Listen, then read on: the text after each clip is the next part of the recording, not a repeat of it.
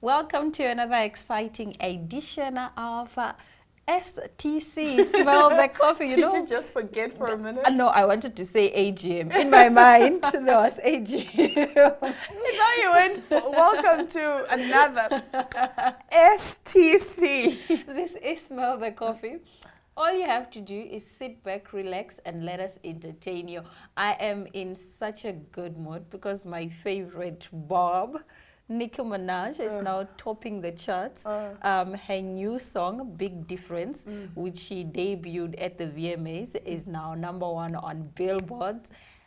It's just giving me so much energy. I can't wait to, listen to the full album. It's called Pink Friday 2. So I'm excited for that. She had Pink Friday Reloaded, yes, and now she has Pink Friday 2. What is your favorite? You said that you're a fan. Yes. And you love Nicki Minaj. What's your favorite track from Pink Friday? Which Pink Friday? Pink Friday, the first one. I don't know. How are you a fan and you don't know? No, because I don't listen to full albums. I pick out a song. Such fake fans. No. Fake fans. I love the songs that are trending. Exactly, because you're not a true stan. If you're a true stan, but I like Nicki Minaj. I'm not a music person in general. So I just listen to what I like selectively. No, what is trending. You listen to what is trending. Yes, and if it's trending, then I decide whether I like it or not. But I generally don't, I would never listen to a whole album of an artist. I like Nicki Minaj for various reasons. I like her because she's a best Barbie. Nicki is just an it girl. I like her personality. I can tell you what she posted on Instagram because that's where I follow her the most. I like her fashion. I like her personality. I like her tweets. And she's gorgeous. And she's so beautiful. Nicki Minaj is beautiful. I like Super Bass, by the way. It's my favorite Nicki song. Okay. But it's not from Pink Friday. Okay, yeah. I see. But shout out to Nicki Minaj. To the real Bob. Yes. What did you say? It girls. And we ain't playing tag. She's bad like a Barbie. She's bad like a Barbie and she can pull it. She's a 10, so she's pulling a can.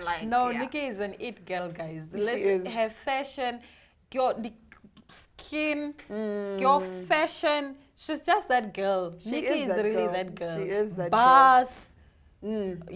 Yes. There's that song that I like so much. I think she was featured by Tasha Cobb. It's a gospel song where she says, I ain't gotta talk because the Lord defends me. Nicki has buzz. One thing I'll give Nicki, Nicki has, not even one thing, like you're saying, she's just the full package. Like if the full package was a person, it would be her. Because her bars and the fact that she writes her raps herself. Yes. There was a time she was accepting an award and she said, I want you to know that if Nicki spits it, Nicki wrote it. I'm like, yes. And you know what I like about this Big Difference song?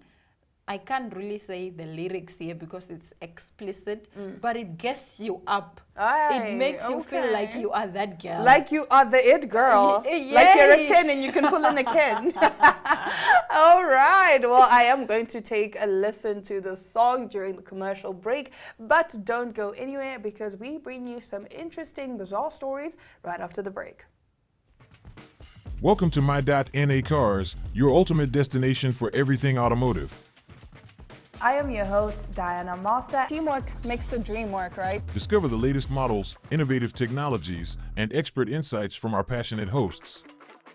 Learn essential maintenance tips and get exclusive behind-the-scenes access to the automotive industry. Don't miss My.NA Cars on NTV every Thursday at 2100 hours. Tune in and ignite your passion for automobiles.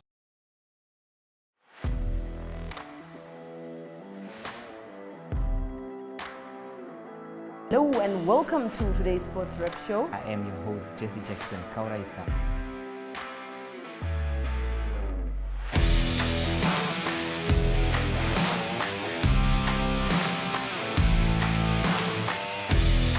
replay Namibia, who had won the toss for the first time on this tour. Good day everyone, time for international sports news, starting off with tennis news, both on the WTA for women's and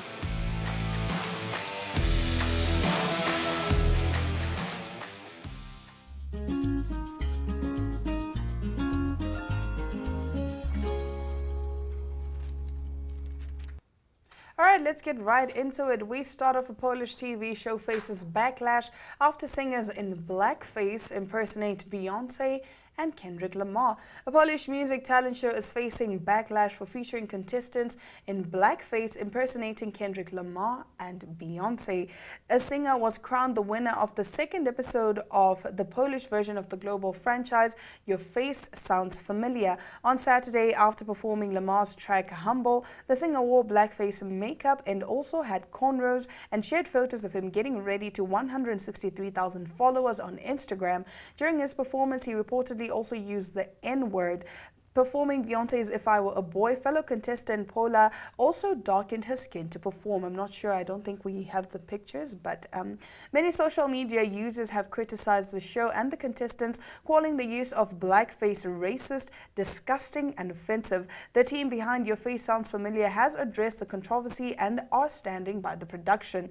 In an Instagram post, they said, "Dear viewers, we are very surprised with the number of negative comments regarding the TV show Your Face Sounds Familiar. The Polish edition of the show, seen as exemplary abroad, always tries to show great performances which strive to be as close to the original as possible. Incredibly important for us as well as for the artists taking part in the show is the charity aspect of the program." So in one of the pictures you actually see the guy that's impersonating Kendrick Lamar. You see him as he is, and then you see what he looks like as Kendrick Lamar, and that is quite offensive. Not even quite, that is just plain offensive, because guys, where does the offense come in? Wait, maybe I'm not getting it. There are white people that painted their faces black to make themselves black people. But the show is called Your Face Sounds Familiar, and this is what other contestants do on the show every day. No, not every day. Okay. Not every day. It's the fact that with this show, because this is the Polish version of the show, so think American Idol, but in Namibia. So it's called Namibian Idol, right? But then the thing is, here in Namibian Idol, we do whatever it is that we take American Idol and we decide, okay, you know what? We're going to paint our faces white because people that sing these songs are white. So we're going to paint ourselves white and make ourselves white to be authentic to the song and the artist. You can't tell me you don't find blackface offensive. It's very offensive because a lot of white people don't know the history behind black culture and why we do the things we do the way we do them. Take, for example, cornrows.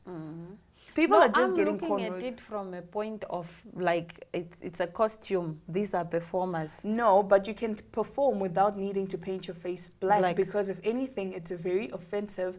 And we've seen many times people who blackface overly exaggerate black features. Okay. So you find that they'll overline their lips because black people have big lips. Okay. So they tend to, in a way, mock black people when doing blackface. Okay. It's kind of like that video, remember, of the people dancing with the coffins and that song, Yeah, a group of Korean students did that and they painted their faces black.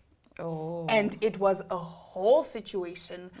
They were cancelled, they were, I think they even faced like an offense, like a criminal offense, if I'm not mistaken.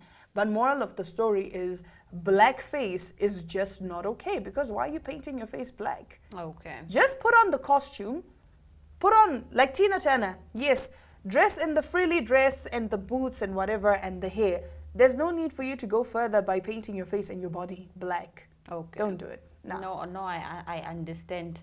All right, now moving over to our next story. In some not pleasing news. Halle Berry says that Drake has reached out to her to ask if he could use a photo of her covered in slime for his new single, and still used it despite her saying no. That is the photo. He asked me and I said no. Why ask if you intend to do what you want? That was, ooh, to me, not cool. You get it? So Halle Berry is now in the comment section, and she is basically calling out Drake for this very disrespectful behavior. People are arguing that she doesn't own the image. The image was taken by Getty Images, and so they own it. So some people are saying that perhaps Drake asked Halle and also asked Getty Images, and then Halle said no, but Getty Images, who rightfully owns the picture, said yes. All right, so this takes us back to, who was it? Was it Dua Lipa? There was a similar situation where someone posted that picture, where Dua Lipa posted a picture of herself that Getty Images had taken, and they tried to sue her because they're like, you're using our image without our consent. Even though she is in the... Yes, but it's not your picture. Okay. But it's not your picture. You don't own any rights to it. So in a way, ethically, what Drake did was wrong. But from a legal standpoint, it's fine because he went to who rightfully owns the picture. But it's not confirmed, hey? Okay, but let's say it is confirmed. Okay. Then it means that by law, he followed all the right channels because he needs to ask Getty Images. Let's say this image does belong to Getty. He needs to ask Getty Images for their permission or pay a certain fee or pay royalties to Getty. Like, there's a whole thing. No, but right? now he's getting more clout off of Halle's clout because this woman is famous in her own right. Yes, so but all her fans are now going to listen to this music thinking that she endorses this music. So she can sue him also. Yes, she can definitely sue him and say that you used my picture and now it's damaging my brand. But then again, Drake could also argue that you don't own that picture. Yes, you may be the subject in the picture, but you don't own the picture. So it's a weird dynamic, and we are not law practitioners, so we don't actually know how this would stand in the court of law. But looking at it from the little I know about law, Getty Images owns this picture. Drake can use it. Him asking Hailey was, I think, just out of friendship. Like, I'll come to you and say, Aina, this picture of yours, can I use it? So then why do you disregard? I don't know. I think he was just trying to, you know, that thing where he was genuinely not even asking him. Maybe yeah, just wanted to... It was just that thing, you know, when you ask someone just for the sake of asking so that they can be like, oh, yeah, he has manners, just in case she said yes. Because then think about it this way, had he not asked her, and she, like, you don't ask, because if you don't ask, the answer will always be no. So I think for him, asking was in a way for him to be like, yeah, no, but I got permission from her. But then when he didn't get the permission, he's like, yeah, but you don't own the picture anyway, so I'm going to do whatever I want. So as a friend and as a fellow black person, don't do that. No, that's uncalled for, Drake. Now moving right along, police seize £70,000 in cash disguised as sandwiches in Essex. A lorry driver has been jailed after police seized £70,000 in criminal cash disguised as sandwiches. The money wrapped in tin foil was discovered in the cab of the driver's vehicle in Harwich in Essex. Police were carrying out routine checks when they noticed the lorry driving the wrong way, perhaps in an attempt to avoid detection. The driver, 28-year-old Mariusz Rasinski, was arrested on suspicion of money laundering after police found a bag in his cab containing the packets. Officers worked with money laundering and serious crime specialists to secure a charge. Rasinski has been jailed for 20 weeks for concealing criminal property after pleading guilty at Chelmsford Crown Court. Get your bag. Get your bag. Why do you have so much fake money or illegal money? It's real money, but he disguised it as sandwiches. Where was he taking it? Why do you just have £70,000 cash? £70,000 just chilling in your lorry. But maybe it's not illegal. Maybe he owns it. How did we confirm that it's illegal? I mean, the fact that it's hidden in sandwiches. And for his safety. What do you mean for his safety? Some people don't bank. That's sus. Why are you not banking? That's because the bank will ask you questions like, prove where you got this money from. What if it's from a drug deal? What if he won a lottery? And then he can just declare his dividends. And then he went to go withdraw. He wants to have his cash with him. Then he can just go claim that I won the lottery. Exactly. Now I have my money with me, cash, and I'm putting it in the sandwiches so that people don't target me. And when they do, I don't lose anything. Right. You are a criminal at heart because you're a criminal deep down. That's like such a smart move. Who would have thought you would keep money in a sandwich? What? People have been getting more and more creative with crime. Like, it's ridiculous. But hey, we're all dala what you must, you know? Dala what you must. You gotta survive. Don't do drugs. Don't steal money. Just try to do everything. Be an honorable citizen. Exactly. Be an honorable citizen. But that brings us to the end of our Top Stories segment. Now, after the break, our colleague Jemima Ndebele talks business with Totoli founder Philemon Nangola about their initiative into the agricultural sector. Stay tuned. Neo Paints has established a 67-year Namibian legacy, creating personalized paint solutions that blend quality and innovation for the Namibian people.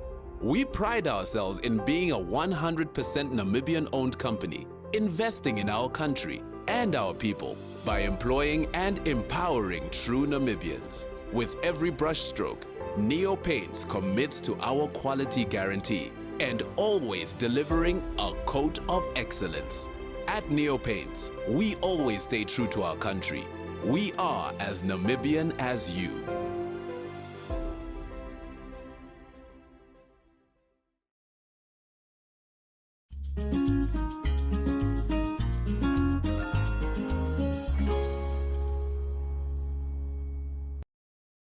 We are joined by Philemon Nangolo, who is the owner of Tololi. Tololi has made such an impact on the e-commerce industry as well as the agricultural industry. Can you tell us how and why you decided to make that 360 pivot?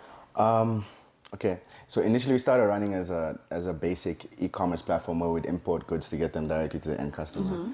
I think as a team, we slowly started realizing that when we were diving deep into the problems of what we're trying to solve with our technology, getting products for people, products like screen covers for iPhones and t-shirts was just not enough. It wasn't purpose-driven, more profit-driven. So as we started,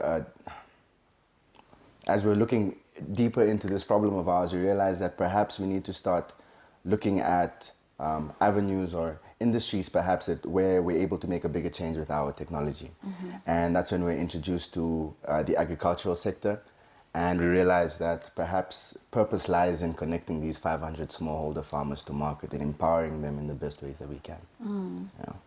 And you also signed a memorandum of understanding with the World Food Programme. Tell me, how did that was a big moment for you and your team, most probably. Yeah. How did that go down? I guess this is a golden nugget for everyone as well. When we were running the e-commerce platform, the basic e-commerce platform, we decided to look into working with local producers or local manufacturers to get their products directly to the end customer. We were making quite a noise on social media. We were really trying to find out what people need and getting the word out there about Tololi. And luckily, one of the platforms we use is LinkedIn. LinkedIn is so powerful. I think that's advice, like, I don't know if you've probably got LinkedIn, but that's advice to everybody on the ground starting a business. You definitely need a LinkedIn page, because it turns out that I think August of last year is when the UNWFP reached out to us and they called us in for a meeting.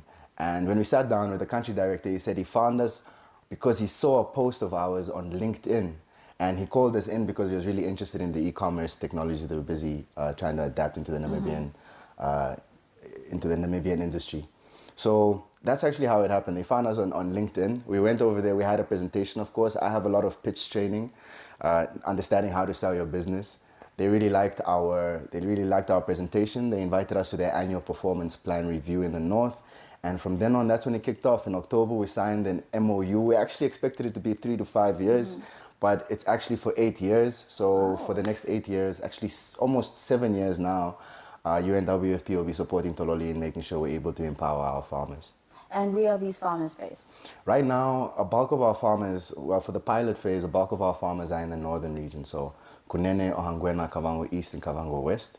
That's where we'd like to start. Also because that's where the pilot program for UNWFP and Ministry of Education's homegrown school feeding program is. Just a quick summary of that. Ministry gets money. They give the schools they give the schools money in order for the schools to purchase produce so the students can have food in order to concentrate in classes. Which is so important because you find very, very bright minds, but they're irritated. I think everyone gets hangry. I get hangry and very, very irritated. So I think that's a very, very big move that they made. And where Tololi comes in is we are now able to help the schools source way easier and as well as have traceability on all of their transactions because now they're using a digital platform that's able to automate these things. Yeah, exactly. So, yeah, I think that's... hit me with your question again, just to make sure that I answered it. Well, I'm sure you did. Okay, perfect. But now moving on, you said that you guys are supposed to connect 500 farmers. How many have you connected so far? So far,